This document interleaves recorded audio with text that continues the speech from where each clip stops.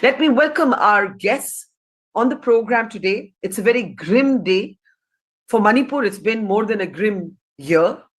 Dr. Arambam Noni, who's of course an academic, is with us. Welcome to the program. I'm also joined by Paul. He's a student activist. Welcome, Paul, to the program. And we're also joined by Major Ali Shah, who's of course a military veteran who has spent a lot of his 40 years in the Northeast in Manipur. Welcome everybody to the program. Let me bring in Major Ali as we think about the fact that there is this 8-month-old or 10-month-old infant child who has gone missing, and we all pray that these missing people are brought home to safety. Major Shah, Dr. Noni talks about the changing nature of the Manipur conflict. When you think of women and children going missing, infants among them, what do you say at this turn of events? Right, Barkha, it's indeed very disturbing, distressing, And when we mentioned just now, Professor Noni rightly said that 8-month-old baby, it was a heart goes out. Can you even imagine? Can our viewers even imagine an 8-month-old baby? So how gruesome the poison from both sides would be, how much hatred from both sides it would be, where you don't even have the heart for an 8-month-old baby, irrespective of the community, whether Maiti, because both I know, both the communities I know very well. I have friends, they are very, very good communities. They are very, very peace-loving communities. And the people watching us, we not judge that people in Manipur are violent people. They are not violent. It's just the circumstances like that they are fighting. It's very sad. Now, the people who have gone missing are, they were 13 Maiti members, a group of 13 Maiti people who had were displaced in the month of June, in fact. And later on, and they were camping in a relief camp in the vicinity of CRPF camp at Jacaranda and Borobeka police stations. That's where the encounter took place, which you mentioned about 10 suspected militants were killed apparently. So there's a lot of controversy about that as well. In fact, now among them 8-month-old baby. So you can imagine the hatred that has gone through Barga. Now, have we done enough? Professor Noni complimented you in the beginning that Barkha, thank you very much. You have done a great job with regard to covering Manipur is concerned. But there are very, very few journalists, unfortunately, who are actually taking keen interest in Manipur. Why? Because they think, oh, Manipur doesn't, it will not get those eyeballs. You didn't care for those eyeballs. You did your job as a journalist.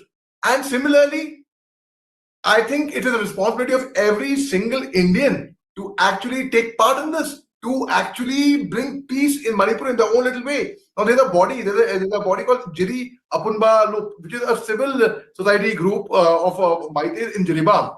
They had identified the 2 people whose bodies were charred to death, in fact, who were burned to death, were Laishram Barel Singh of 63 years old and Maibam Kechu Singh he was 71 years old. So senior citizens' bodies are being charred to death, are being burnt. So you can well imagine how bad the situation in Manipur is.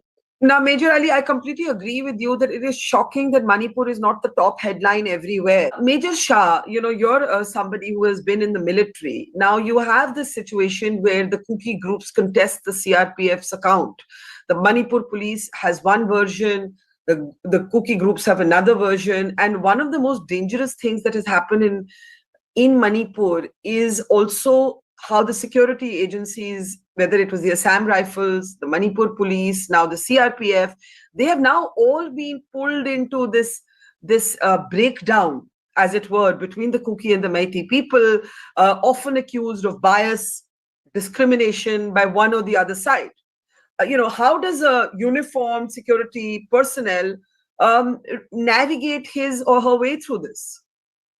Barkha, firstly, it's very, very difficult. The armed forces, when I say the armed forces, I mean the security force. I include the BSF, the CRPF, the Assam Rifles, the army, the police, the entire security uniform force. I think everyone is risking their life and they are doing a commendable job. And see, especially I can vouch for army and Assam Rifles because I have served with them personally. These 2 forces I can bet on with my eyes closed. I have all respect to other forces as well, but I haven't served there, so I will talk for the army and the Assam Rifles right now. See, what these people do is it's very difficult to distinguish between a militant and underground with a weapon and a village volunteer and someone, because a militant without a weapon would be a civilian.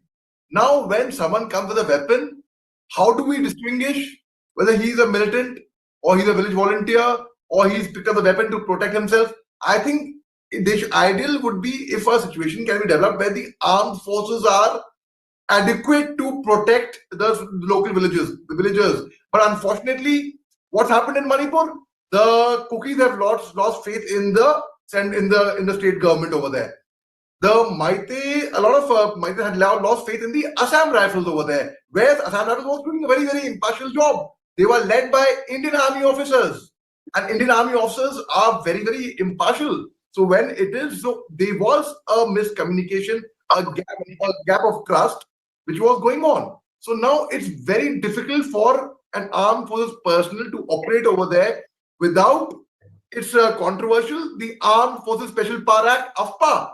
Because without Armed Forces Special Power Act, it's very difficult. Now, yes, I totally agree to the fact that Armed Forces Special Power Act, it has been controversial. I will not deny that. It can be tweaked, it can be modified, it can be amended, but it can't be done away with completely. Because if it's done away with, then we find things going out of control. We find things would not be able to come. We will not be able to douse the fire at all. So it's very important for the military to get support. And military cannot function without the local support. When we have local support, only then military can function. Without, they're not come out of nowhere. And every bullet that is fired, every bullet that is fired, accountable for. Every khali khoka, that's the empty cartridge of a shell, is accounted for in the military. So it is, people think that, oh, just because the armed forces have got guns, they'll go on firing in midair. No, it doesn't happen that way. It's all accountable for, and there's an inquiry after every firing episode. So the very fact is, in Manipur, the only way forward right now would be dialogue. The Home Ministry had taken an initiative about 2 weeks back. There was a dialogue in Delhi between the Maitis and the Kukis. I would strongly urge, I would recommend ex-army officers, ex-journalists like you who are familiar with Manipur, who have been on ground, former chief secretaries of Manipur, former chairman ceasefire monitoring group, former GOCs who are experienced, who understand Manipur, who are neither Maites nor Kukis. They should play the role of interlocutor formally, officially, because they have no constitutional powers.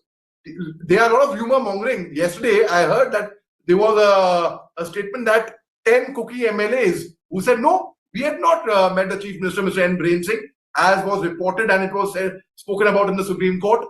That was a blatant lie. We had not spoken. Similarly, I have heard rumor that, oh, apparently it's laughable that I was called to consult on Manipur. No, nothing like that. Yes, I will not deny the fact. Informally, in a friendly way, I have been speaking, I have been meeting people from my way to get peace, to get both the communities together. But I think it should be official. It should come from the government. This initiative of forming a team of interlocutors. They had formed a team of 51 members of the Peace Committee, which was rejected by the Peace Committee members itself. Why? Because those members said, I wasn't consulted. How could you have given, you didn't take my consent? How can you put my name in a Peace Committee? And what would it end? What would be the end result?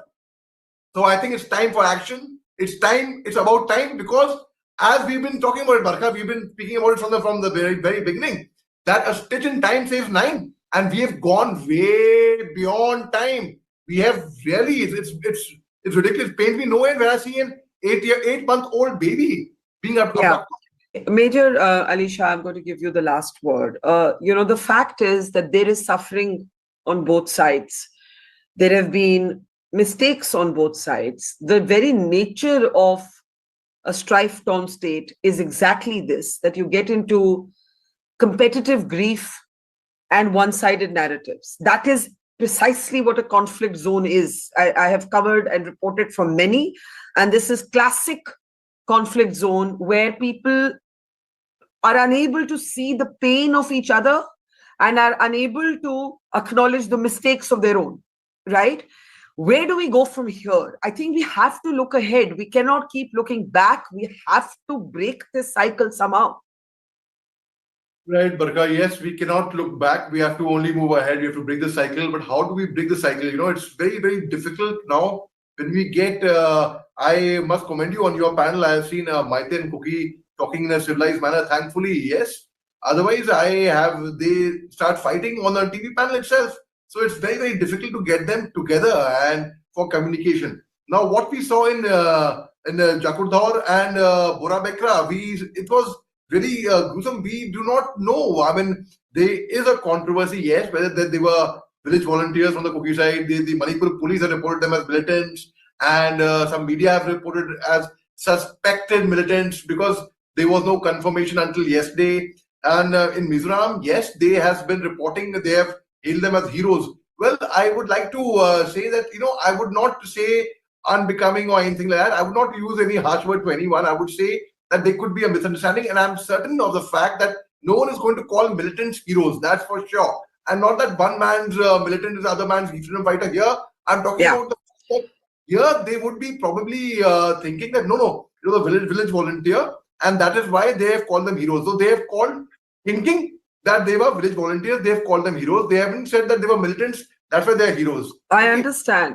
I understand. But the problem is, and I'm sorry, but we're out of time. The problem precisely is this, that, we should be able to rise above whatever our politics are, whatever our ideologies are, whatever our view on what should happen in Manipur is, to say that, a child going missing, a woman getting assaulted, this is not even following the rules of war. Even war has rules, and this is within India. This is not war, and even war has rules. Even war has a code that is expected to be followed.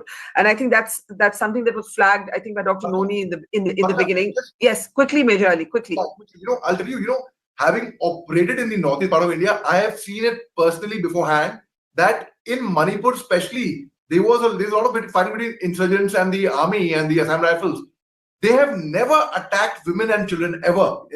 There was one case of Colonel Vikram Tripathi, CEO of the Assam Rifles Commandant, about 2 years back. There was one stray case, and thereafter the PLA, the People Liberation Army, they apologized. They said, we are sorry, we did not know the lady was traveling the same convoy where this ambush happened. So when you mentioned about code of conduct of war, I have seen it. I used to always hail that, I have seen insurgency in Jammu Kashmir. I have seen insurgency in the northeast part of India. In Jammu Kashmir, they are ruthless. They will not bother about where they'll throw a grenade in at women and children. Wherever here, the code of conduct was strictly followed in Manipur. I am surprised. I am really disheartened. What has happened here? The ambulance and the school bus used to go without protection. It was so safe for them. For us, we were under threat. We were under danger. Understood. The militants were under threat by us, rather, I would say. But the code of conduct of war that you are saying right now, it's really. Well, it points to the breakdown that we're talking about. That is the depth of the breakdown in Manipuri society.